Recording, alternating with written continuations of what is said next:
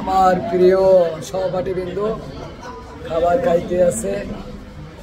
মিরাজ, কেমন আজকে তোমার কেমন লাগতেছে বলো তো? আজকে আমাদের বিদায় অনুষ্ঠানের প্রথম পর্ব শেষ হয়েছে এবং লাঞ্চের পর আমাদের দ্বিতীয় পর্ব শুরু হবে।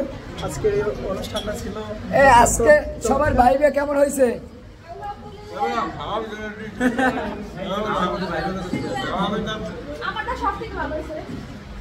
তোর মোনার ভাই কেমন আছে? ভাইবা মোনার কেমন আছে?